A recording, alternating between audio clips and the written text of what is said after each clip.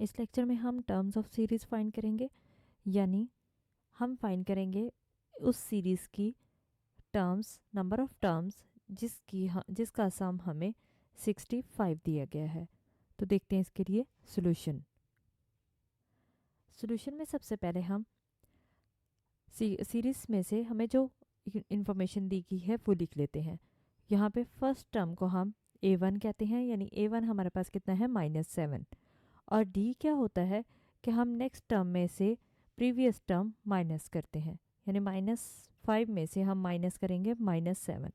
तो minus minus कितना हो गया प्लस, और 7 -5 + 7 कितना आ गया 2, यानी d की वैल्यू हमारे पास 2 आ गई। और सम ऑफ सीरीज़ हमें गिवन है जो कि है 65। हमने नंबर ऑफ टर्म्स फाइंड करनी है जिनका ये सम दिया गया है। तो अब इन सारी इन्फॉर्मेशन को हम सम ऑफ सीरीज़ में, हमारे पास ये फॉर्मूला है सम ऑफ सीरीज़ का, तो यहाँ पे हम सारी वैल्यूज़ पुट कर देते हैं। एन की वैल्यू हमारे पास 65 है, n/2 उसी तरह से आ जाएगा। a1 की वैल्यू हमारे पास -7 है, और n-1 उसी तरह से। d की वैल्यू हमारे पास 2 है, हमने वैल्यू पुट कर दी। अब हम इसको सॉल्व कर लेते हैं। तो 2 को -7 से मल्टीप्लाई करेंगे -14, और इस 2 को इस पूरी ब्रैकेट से मल्टीप्लाई कर देंगे। तो यहाँ पे देखें कि -14 -2 कितना हो जाएगा -16, 2n -16 आ गया।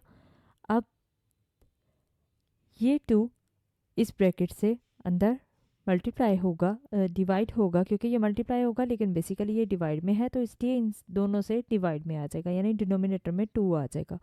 तो जब डिनोमिनेटर में 2 आएगा तो ये इससे कैंसिल हो जाएगा, और ये 2 8 जार 16 आ जाएगा। इस तरह से ये 2 यहाँ से ख़त्म हो जाएगा, और क्या बचा n × n-8। अब हम इस ब्रैकेट को मल्टीप्लाई करेंगे, n को अंदर मल्टीप्लाई करेंगे तो n² - 8n आ जाएगा। अब -65 इधर प्लस है, जब दूसरी साइड पे जाएगा इक्वल के तो माइनस हो जाएगा, और इस साइड पे क्या रह जाएगा 0। तो हमने ये लिख दिया। अब हम इसकी फैक्टराइजेशन कर लेते हैं। तो 2 नंबर ऐसे चाहिए जिनको मल्टीप्लाई करें तो -65 आए, और प्लस माइनस करें तो -8 आए।